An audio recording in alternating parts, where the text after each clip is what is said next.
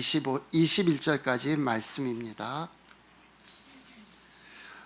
어떤 사람들이 유대로부터 내려와서 형제들을 가르치되 너희가 모세의 법대로 할례를 받지 아니하면 능히 구원을 받지 못하리라 하니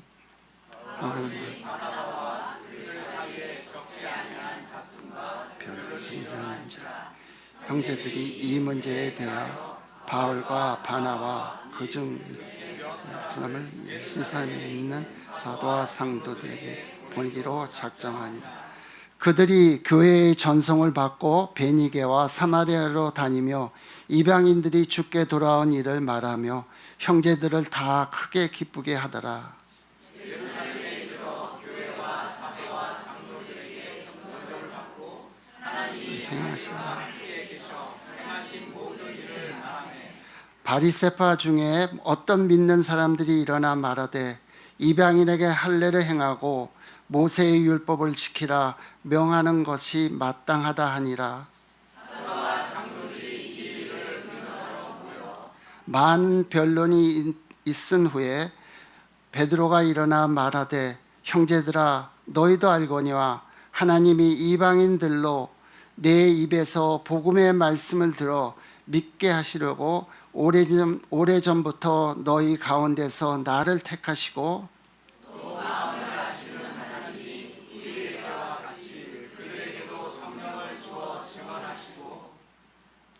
믿음으로 그들의 마음을 깨끗이 하사 그들이나 우리나 차별하지 아니하셨느니라.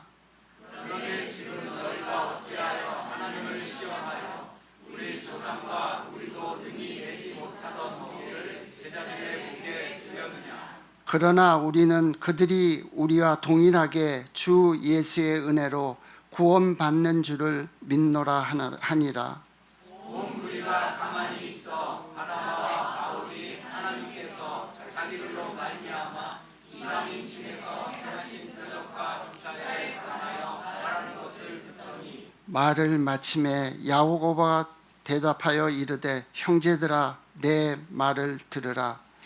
하나님이 처음으로 이방인 중에서 자기 이름을 위할 백성을 취하시려고 그들을 돌보신 것을 신본이 말하였으니 선지자들의 말씀이 이와 일치하도다 기록된 바 이후에 그가 돌아와서 다윗의 무너진 장막을 다시 지으며 또 그 허물어진 것을 다시 지어 일으키니 이는 그 남은 사람들과 내 이름으로 일컬음을 받는 모든 이방인들로 주를 찾게 하려 함이니라 하셨으니 즉 예로부터 이것을 알게 하시는 주의 말씀이라 함과 같으니라.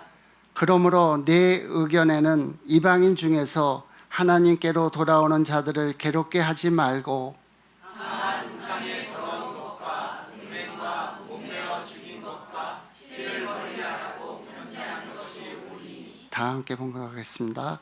이는 예로부터 각 성에서 모세를 전하는 자가 있어 안식일마다 회당에서 그 글을 읽음이라 하더라. 아멘. 하나님의 말씀입니다.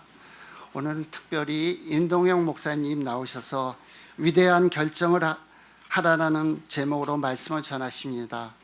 말씀을 전하신 목사님이 나오실 때 우리가 힘찬 박수로 맞아주시길 바랍니다.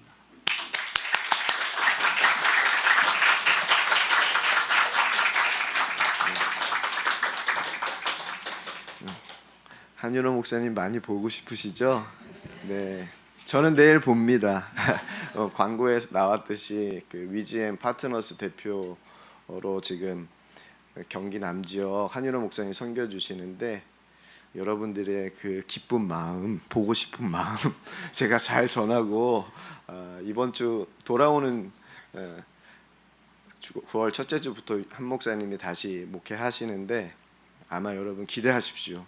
아마 기대하셔도 좋으실 것 같습니다. 광고를 들으면서 저도 2019년도에 소남목자교회에서 안식월 보낼 때가 생각이 났어요.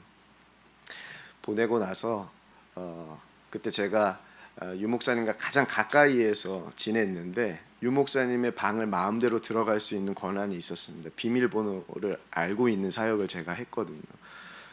근데 안식월을 마치고 딱 교회에 갔는데 문을 열려고 하는데 비밀번호가 생각이 안 나는 거예요.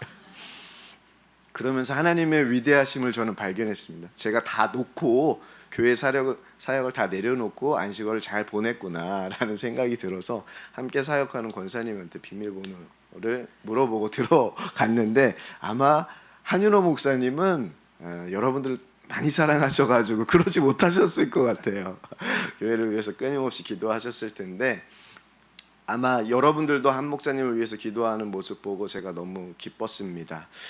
우리는 교회는 주님 안에서 하나 된 교회로 하나님이 역사하시는 교회인 줄 믿습니다. 기쁘게 맞아주셔서 너무 감사드리고, 여러분들이 환영해 주시는 거 보니까 저는 다른 교회거든요. 선한 목자 교회라고 들어보셨는지 모르겠지만 그 교회 소속 목사인데, 우리는 교회로 인사해 주시고 반갑게 맞이해 주셔서 너무 감사합니다. 우리가 신앙생활 하다 보면 교회에 갈등과 문제가 없어야 되는데, 오늘 말씀을 보니까 문제가 생겼어요. 한 문제가 생겼는데, 안디옥 교회에 어떤 문제가 생겼냐면 구원에 관한 문제가 생겼습니다. 우리에게 가장 중요한 문제가 무엇이죠? 이 구원의 문제이잖아요. 하나님은 모든 사람들이 구원받기를 원하셔서 우리를 위해서 예수님 보내주셨잖아요. 그 위대한 결정을 하신 분이 하나님이신데, 우리도 믿음 생활 하다 보면 제일 중요한 이 구원의 문제를 간과하거나 가볍게 여기거나 놓치는 경우가 종종 있습니다. 어떠한 문제가 발생했냐면, 여러분 구원은 어떻게 받습니까? 율법을 지켜야 받죠. 할례를 받아야 구원 받습니다. 그럼 뭐 제가 설교할 게 없어지는데, 구원은 무엇으로 받죠? 복음을 믿는 믿음으로 받습니다. 우리는 이게 너무 당연하잖아요. 복음을 믿는 믿음으로, 예수님을 구주로 믿는 믿음으로 구원받는 게 너무나도 당연합니다. 그래서 예배소서 2장 8절 말씀에 너희는 그 은혜에 의하여 믿음으로 말미암아 구원을 받았으니 이것은 너희에게서 난 것이 아니요 하나님의 선물이라. 여러분 잘 알고 있죠? 이 말씀 믿으시죠? 그래서 여러분들 구원 받으셨죠? 네. 근데 이 당시에 안디옥 교회는 이 말씀이 없었어요. 안 쓰여져 있어요. 오늘 예배 드릴 때 보면 로마서 8장 1절 말씀이 기도할 때 쫙 써 있잖아요. 그러므로 그리스도 예수 안에는 결코 정죄함이 없다고. 근데 그 말씀도 안디옥 교회에 없었어요. 아직 안 쓰여져 있을 당시였어요. 그래서 이 당시에 구원의 문제가 큰 화두였습니다. 근데 사도들이 이 당시에 권위를 가질 수 있었던 것은 아직 말씀이 안 쓰여졌기 때문에, 신약성서가 예수님의 말씀을 들은 사람은 누구예요? 예수님과 함께 했던 제자들이에요. 제자들만, 지금 예수님은 승천하셔서 올라가셨고 하나님 우편에 앉아 계시고 누구만 남아있어 이 땅에? 예수님의 말씀을 아는 사람은 제자들밖에 없었어요. 그래서 사도들이 권위가 있었어요. 이건 예수님께서 하신 말씀입니다 하면 많은 사람들이 다 그게 예수님의 말씀으로 믿었거든요. 그렇게 복음을 들고 예수님께서 이 땅에 오셨을 때 처음으로 복음을 전하셨던 말씀 혹시 기억하세요? 회개하라, 천국이 가까웠느니라. 이 복음을 전하셨어요. 들은 게 뭐예요? 우리 베드로와 사도들도 마찬가지죠. 예수님께서 말씀하셨습니다. 회개하고 천국이 가까웠습니다. 예수님 믿으면 이제 구원을 받습니다. 우리도 예수님처럼 부활하게 됩니다. 이 복음을 전했는데, 그 복음을 전했던 장소가 어디였을까요? 가장 먼저 바로 예루살렘이었어요. 그 예루살렘에는 누가 모여 있어요? 유대인들이 모여서 사는 동네였죠. 그곳에 처음 예루살렘 교회가 시작되었어요. 그들에게는 구원받은 증표, 유대인들에게는 구원받은 증표가 할례였고, 모세가 받았던 율법을 지키는 게 유대인들이 구원받았던 징표이고 그들의 신앙생활의 습관이었습니다. 근데 그 습관이 예수님이 오시고 난 이후에도 유대 사람들에게는 그대로 남아 있었어요. 근데 어떤 일이 예루살렘 교회에 찾아오냐면, 여러분 사도행전 말씀 들으셔서 스데반이라는 집사님 아시죠? 그 스데반 집사님이 순교하시잖아요. 첫 번째로. 그러고 난 다음에 초대교회에 큰 박해가 옵니다. 그래서 많은 성도들이 예루살렘 교회를 떠나서 각 지역으로 흩어져요. 그 중에 한 도시가 어디다? 안디옥. 안디옥이라는 도시인데 그 도시에 자생적으로 교회가 생겨납니다. 그래서 예루살렘 교회에 요청해요. 우리를 목양해 주실 분을 한 분 보내주셨으면 좋겠다 해서 가신 분이 안디옥 교회 첫 번째 담임 목사로 가신 분이 바나바입니다. 그 바나바가 누구를 데리고 가냐면 예수님을 만났던 다메섹에서 만났던 바울을 데리고 안디옥에 가서 1년 동안 목양한 다음에 하나님의 음성을 들어요. 이제 복음을 각 지역에 전하라 해서 1차 선교 여행을 다녀옵니다. 그 말씀이 지난주까지 14장의 말씀이에요. 잘 마치고 돌아옵니다. 그래서 자신에게 행하신 일들을 안디옥 교회에 전하니까 교회가 너무 기뻤죠. 근데 와서 지내다 보니까 안디옥 교회에 문제가 발생한 거예요. 어떤 사람들이 들어왔는데 그 어떤 사람을 본문 1절에서 누구라고 얘기했냐면 유대에서 내려온 사람들이라고 이야기합니다. 그 사람이 누구예요? 유대 그리스도인들입니다. 그러면서 그들이 너희들 구원받았어? 구원받았으면 복음을 믿어야 돼. 맞아. 근데 복음만 믿어야 되는 게 아니라 뭐도 받아야 돼? 할례를 꼭 받아야지 구원받은 거야. 이 문제로 안디옥 교회가 시끄러워집니다. 구원은 복음으로만 받는 건데 바울과 바나바는 우리에게 그렇게 이야기해 줬는데 그렇게 믿고 구원받았는데 갑자기 할례 이 문제로 심각한 일이 벌어집니다. 안디옥 자체에서는 해결할 수가 없어가지고요 어떤 결정을 내리냐면 그러면은 우리의 첫 번째 교회인 예루살렘 교회는 이 문제에 대해서 어떻게 생각하는지 한번 알아보자 해서 바울과 바나바 그리고 몇몇의 사람들을 대표로 해서 예루살렘으로 보냅니다. 그게 오늘 본문 말씀이에요. 여러분 안디옥에서 예루살렘까지 거리가 어느 정도 되는지 아세요? 480km입니다. 480km 감이 안 오시죠? 철원 아시죠? 철원에서부터 땅끝마을 해남까지가 약 한 480 정도 됩니다. 그러니까 우리나라 처음부터 끝까지 길이가 480이에요. 근데 가는 길에 베니게와 사마리아를 그 일행들이 들렸다라고 이야기합니다. 여러분 철원부터 해남까지 갈 때 꼭 들려야 할 곳이 어딜까요? 평택을 들려야 됩니다. 왜냐하면 제 고향이거든요. 근데 여러분들은 아마 천안을 들려서 호두과자를 사가지고 해남에 가실지도 모르겠습니다. 대전에 들려가지고 성심당에 가서 소보루빵을 사가지고 가실지도 모르겠습니다. 근데 바울하고 일행들은 베니게와 사마리아 지역을 방문했어요. 근데 이 두 지역에는 특징이 있어요. 어떤 특징이죠? 이방 지역이었어요. 이방 지역. 유대인들이 가기 싫어하는 이방 지역. 거기에서도 그들이 어떻게 합니까? 복음을 들고 가요. 하나님께서 자기들에게 역사하셨던 행하셨던 이방 사람들이 복음을 듣고 믿었던 그 역사들을 그곳에도 전하니까 그곳에 있는 사람들이 어떻게 했다고 성경이 기록하죠? 함께 크게 기뻐했다고 성경이 전하고 있어요.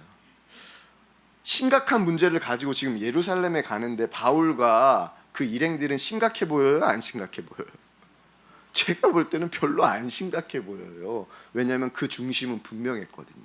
무엇으로 분명했어요? 구원의 문제는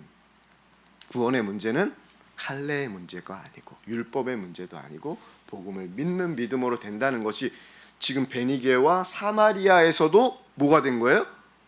증명이 된 것을 하나님이 보여주셨잖아요. 그러니까 예루살렘으로 가는 길이 그들에게는 어땠을까요? 480km가 하루에 20km만 걸어도 여러분 괜찮지 않습니까? 그럼 20일 여정을 걸어서 예루살렘에 가는데 그 여정이 제가 말씀을 묵상하면서 그렇게 길게 여겨지지 않았을 것 같아요. 기쁨으로 예루살렘에 도착했는데 다르더라고요. 예루살렘 교회가. 사도들과 장로님들이 나와서 이 바울과 그 일행들을 기쁘게 맞이합니다. 제가 오늘도 우리는 교회에 와가지고 여러분들과 교제하는데 저에게는 가장 떨리는 시간이었거든요. 다른 선한 목자 교회는 안 합니다. 근데 우리는 교회는 꼭 하더라고요. 근데 용기를 얻었어요. 제가 2부 때는. 왠지 아세요? 1부 때 경험했거든요. 확실히 우리는 교회는 선한 목자 교회도 한 식구로 여겨주는구나 라는 것을 제가 경험했거든요. 오늘 속회 방문하셨는데 그렇게 동일하게 느끼셨죠? 이게 우리는 교회구나, 이게 성령 안에서 복음 안에서 하나 된 증거구나 라는 것을 제가 경험했기 때문에 2부 때는 담대하게 이렇게 한 바퀴 돌아가지고 제가 여기 올 수 있었습니다. 그렇게 와서 기쁘게 마주하니까 이 바울이, 바나바가 동일하게 기쁜 거예요. 그래서 자기에게 행하셨던 일들을 예루살렘 교회에 모인 이들에게 이야기합니다. 근데 그때 문제가 일어나요. 그 이야기를 듣던 한 무리가 이야기를 합니다. 그 5절 말씀인데, 바리새파 중에 어떤 믿는 사람이 일어나 말하되 이방인에게 할례를 행하고 모세의 율법을 지키라 명하는 것이 마땅하다 하니라, 이렇게 얘기합니다. 이 예루살렘 교회에도 뭐가 있어요? 유대 그리스도인들이 복음으로만 구원받는다고 생각하지 않고 복음에 뭐가 필요하다고 믿는 사람이 있는 거예요?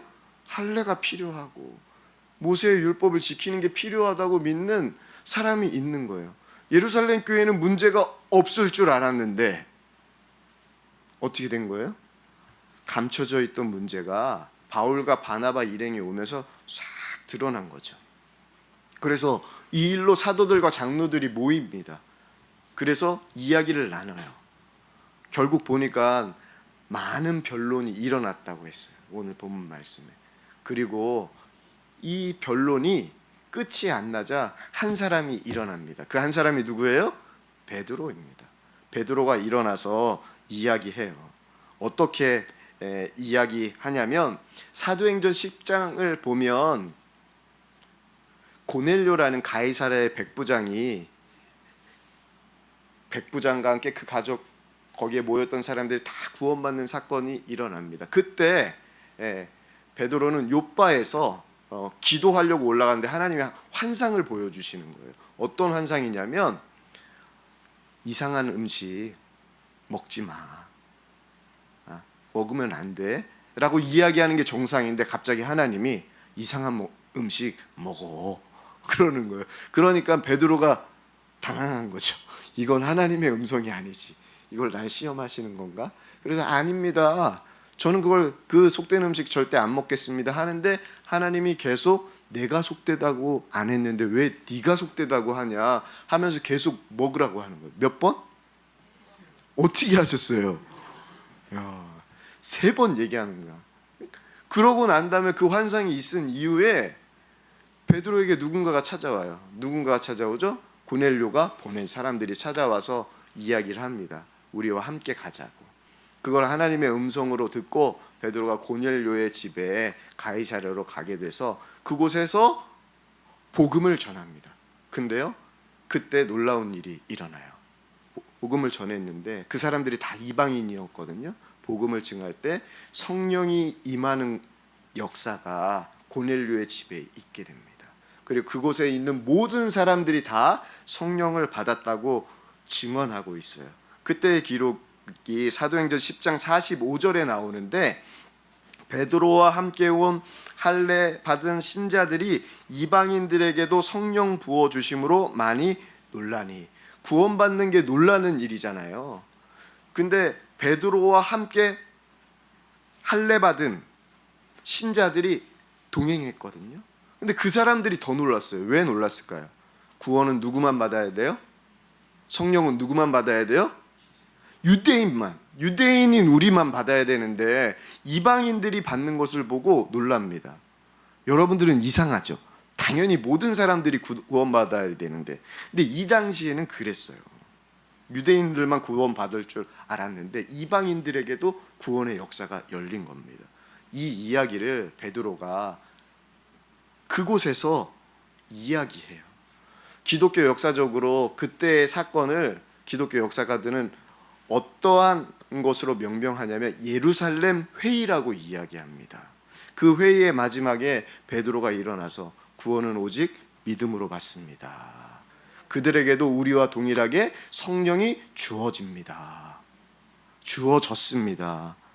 그래서 9절과 10절에 이렇게 얘기합니다. 믿음으로 그들의 마음을 깨끗이 하사 그들이나 우리나 차별하지 아니하셨느니라. 복음은 차별이 없어요. 얼굴 잘생겼든 못생겼든 상관없어요. 공부를 잘하든 못하든 돈이 있든 없든 건강하든 안 건강하든 아무 상관이 없어요. 저는 너무 감사해요. 얼굴이 잘생겨서 구원받았다면 한윤호 목사님만 천국 가고 나는 못 갔을 것 같은. 그러니까 너무 감사하죠. 한윤호 목사님 어떻게든 가겠네. 너무 좋으시겠어요. 그리고 11절 보니까 우리는 그들이 우리와 동일하게 주 예수의 은혜로 구원받은 줄을 믿노라 라고 전하고 있어요. 이 말이 마치고 난 이후에 성경을 보니까 그 곳에 모여있던 온 무리가 뭐하고 있다고? 가만히 있었다고. 만약에 바울이 아까 전에 자신이 하나님과 함께한 역사를 이룰 때 누가 얘기한 거예요? 바리새파 그리스도인들이 일어나서 할례 받는 것이 마땅하다라고 이야기했는데 베드로가 무엇을 얘기했어요? 이방인들에게 역사하신 하나님의 역사를 선포하니까 그 베드로의 증언에 누구도 토를 달지 않고 다 동의한 사건이 바로 예루살렘 회의입니다. 이게 얼마나 중요한 사건이냐면 이것을 통하여서 모든 민족에게 구원의 역사가 열리게 돼요. 구원은 복음을 믿는 믿음으로 받고 구원받은 자도 오직 복음으로만 살면 된다라는 것이 되고, 더 중요한 실제적인 문제, 유대인들에게는 이방인들이랑 음식을 먹는 게 율법에 의하면 안 되는 일이었어요. 근데 이것으로 말미암아 어떻게 된 거예요? 이방인을 교회 공동체, 믿음의 공동체 구성원으로 받아들이고 그들과 함께 지내도 괜찮다. 모든 민족하고 우리는 주님 안에서 한 가족이다라는 게 이 회의를 통해서 결정된 겁니다. 이 사건 이후에 바울이요,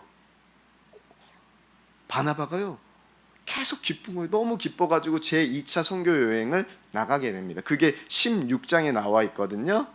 16장 얘기는 제가 짧게 하겠습니다. 왜냐하면 안식월에서 돌아오시는 한윤호 목사님이 말씀해 주실 거니까, 더 은혜 있게 말씀해 주실 거니까 그 내용은 제가 처치하고 중요한 내용만. 16장에 보면 2차 선교 여행을 할 때 두아디라라는 곳에서 바울이 귀신에 들린 한 여자를 치유합니다. 근데 이 여자가 마술사였어요. 그래서 마술을 해서 돈을 버는 사람이었는데 이 여자의 주인들이 있었습니다. 이 여자를 통해서 돈을 버는. 이 귀신이 떠나가니까 이 사람 정상이 되니까 돈 벌 수 있는 길이 사라진 거예요. 그래서 고소를 합니다. 그래서 바울 일행이 잡혀요. 그리고 매를 맞고 옥에 갇힙니다. 근데 그날 밤 옥에 갇혔을 때 바울과 실라가 한밤중에 기도하고 하나님께 찬양을 합니다. 그때 하나님께서 어떤 역사를 바울과 실라에게 보여주시냐면 옥문이 열리는, 여러분 기억나시죠? 옥문이 열리는 기적을 허락하세요. 그 소리 때문에 깼는지는 모르겠지만 그때 간수가 깹니다. 그리고 그 장면을 봐요. 옥문이 열린 장면. 그래서 이 사람이 깜짝 놀라서 사람들이, 죄수들이 다 도망간 줄 알고 자결을 하려고 할 때 바울이 어떻게 하죠? 그러지 마세요. 자결하지 않고 우린 다 여기에 있습니다. 안심을 시킵니다. 그때 그 간수가 바울에게 묻습니다. 내가 어떻게 해야지 구원을 얻을 수 있습니까? 그때 사도행전 16장 31절 말씀, 여러분들 아마 우리는 교회 다 기억할 거예요. 놀라운 말씀을 바울이 선포합니다. 담대하게 주 예수를 믿으라. 그리하면 너와 내 집이 구원을 얻으리라. 어떻게 아셨어요? 16장 안 나갔는데 어떻게 이렇게 담대하게 얘기했죠? 15장에서 예루살렘 회의에서 분명히 결정됐죠? 뭘로요? 구원은 믿음으로 받는다. 그러니까 주 예수를 믿는 사람에게는 구원이 임한다 라고 담대하게 선포합니다. 여러분, 인생을 살아갈 때 중요한 결정을 해야 될 순간들이 찾아오죠. 바로 예루살렘 회의도 중요한 결정을 해야 할 순간이었습니다. 어떻게 구원받았는지. 여러분, 이 결정을 할 때 하나님께서 어떻게 이 일을 이끌어 가셨습니까? 베드로가 자기의 생각을 이야기했습니까? 그 구원의 문제가 발생된 사건은 어떤 사람이, 유대에서 온 사람이 자신의 생각을 이야기했기 때문에 그래요. 자기가 보기에는 예수님이 오셨지만 복음으로 충분하지 않고 뭘 받아야 돼요? 할례 받아야 돼요. 근데 유대 안에서도 바리새파 그리스도인들은 그 생각을 고스란히 가지고 있었던 거예요. 그거 누구 생각이에요? 누구 생각? 바리새파 사람들의 생각이었죠. 그거 아니고 베드로는 그럼 누구의 생각을 말했습니까?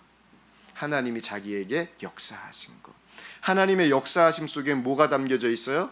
하나님의 뜻이 담겨져 있어요. 하나님은요, 하나님의 뜻을 우리에게 소원을 두고 품게 하시는 분이시거든요.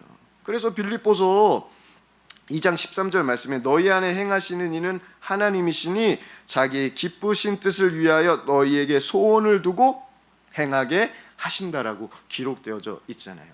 하나님은요, 자신의 기쁘신 뜻을 누구에게? 여러분, 한 사람 한 사람에게 소원으로 품게 하십니다. 여러분들이 위대한 결정을 하려면 단 한 가지예요. 뭘 품어야 돼요? 하나님의 소원을 품으면 됩니다. 그게 위대한 결정이에요. 하나님이 이미 우리를 위해서 해 놓으신 그 위대한 결정, 그 결정이 하나님의 뜻이거든요. 그것을 우리가 품으면, 그리고 그 뜻을 품고 나아가면 하나님은 그 소원을 어떻게 하시는 거예요? 이루세요. 그래서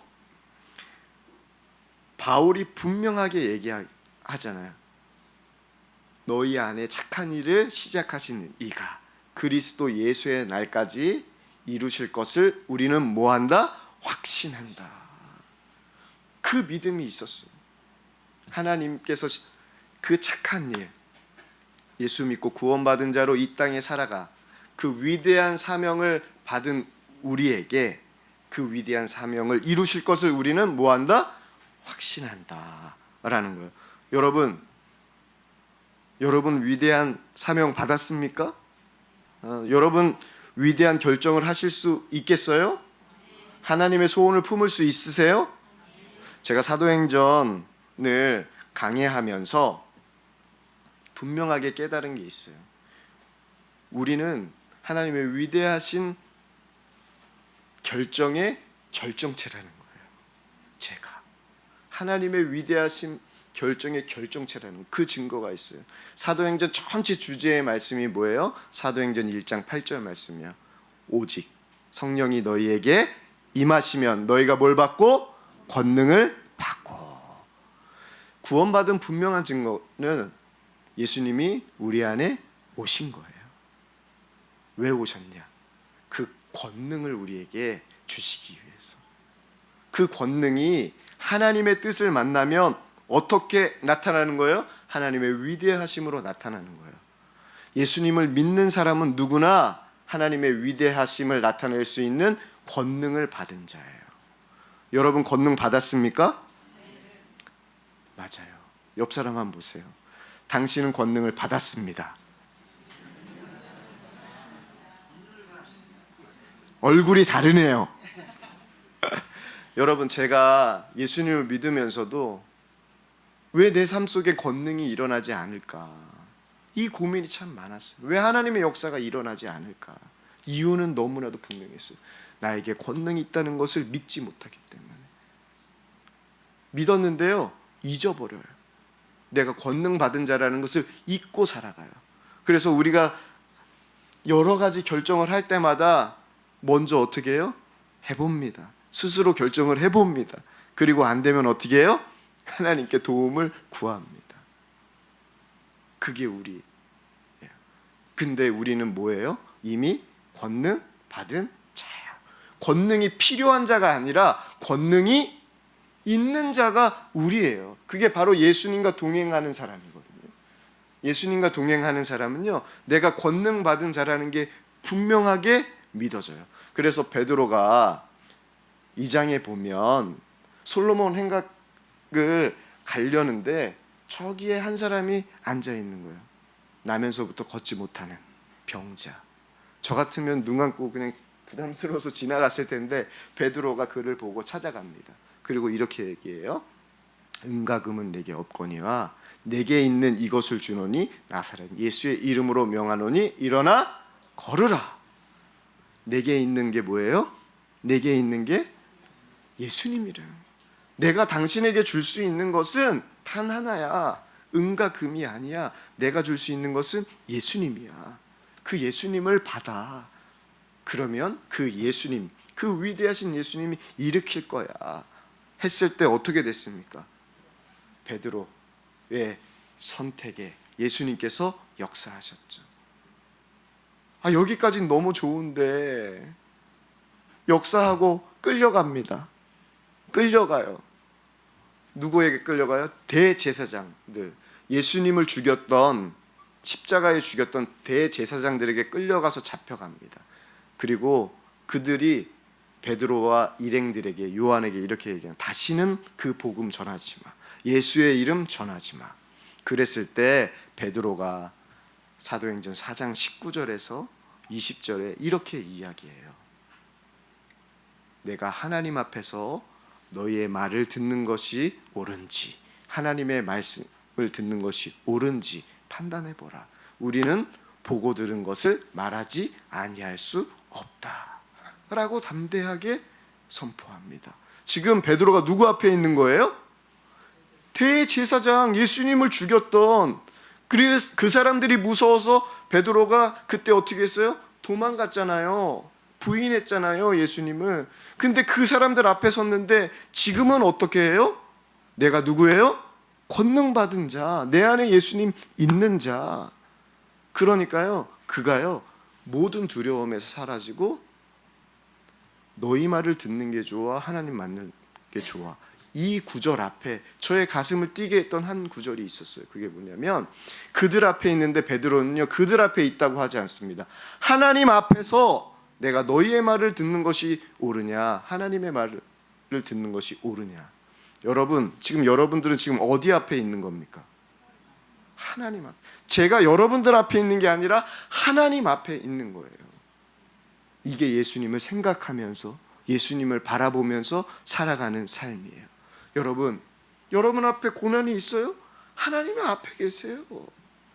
여러분의 삶 가운데 염려가 있어요? 하나님의 앞에 계세요. 여러분을 다 보고 계세요. 미워하는 사람 있어요? 하나님이 다 앞에 있어요. 제가 예수님과 동행하면서 느껴지는 것은 예수님이 내 안에 계신 것이 확신되고 또 한 가지가 있었어요. 내 안에 계시듯 다른 사람 안에 예수님이 계시다는 거예요. 다른 사람들을 통해서 예수님을 보게 된 거예요. 바로 베드로가 그런 거예요. 대제사장들을 보면서 누구를 본 거예요? 하나님을 본 거예요. 여러분, 옆 사람, 다른 사람을 통하여서 예수님을 볼 수 있다면 그 사람 미워할 수 없습니다. 저주할 수 없어요. 오늘 이 시간 여러분들에게 다른 이들을 통하여서도 예수님을 볼 수 있는 믿음의 눈이 활짝 열리길 축복합니다. 그때 하나님은 역사하세요. 그래서 베드로가 이렇게 얘기해요. 혹시 염려하시는 분들 계세요? 너희 모든 염려를 주께 맡기라. 베드로전서 5장 7절 말씀이에요. 주께서 너희를 돌보심이라. 베드로가 그거를 경험한 거예요. 사도행전 4장에서 고난 앞에서 담대하게 주님을 증거했던, 주님이 지키시는 은혜를 보았죠. 여러분, 우리가 위대한 결정을 하는 순간에 무엇을 보면 돼요? 하나님을 바라보면 돼요. 예수님을 바라보면 돼요. 그리고 예수님 앞에 모든 것을 맡기면 예수님께서 뭐 하시는 거예요? 우리를 돌보시는 거예요. 그게 바로 예수님과 동행하는 삶이에요. 그렇게 하나님과 함께 하신 그 역사를 증거하며 하나님의 위대하심을 드러내며 살아가는 우리는 교회 모든 성도들 되시길 축복합니다. 이제 여러분에게 하나님께 맡기고 하나님의 소원 품고 그 소원을 누가 이루세요? 내가 이루는 것 아니고 하나님이 이루실 것을 확신하고 주 예수 그리스도의 날까지 함께 달려가는 저와 여러분 되길 축복합니다. 그래서 그 위대하심을 세상에 드러내는 저와 여러분 되길 축복합니다. 이 시간 우리 함께 기도했으면 좋겠는데요. 이 시간 기도할 때 이렇게 기도했으면 좋겠습니다. 하나님, 어느 순간에서도 주님을 바라볼 수 있는 믿음의 눈이 우리 가운데 활짝 열리게 하여 주시옵소서. 우리 안에 주님이 계십니다. 내가 권능 받은 자임을 주님 고백합니다. 그 권능이 하나님의 소원을 만나 나를 통하여서 이 세상 가운데, 우리의 가정 가운데, 우리의 교회 가운데, 우리의 일터 가운데 하나님의 위대하심을 드러내 주시옵소서. 우리 다 함께 주여 한번 부르짖고 기도하겠습니다.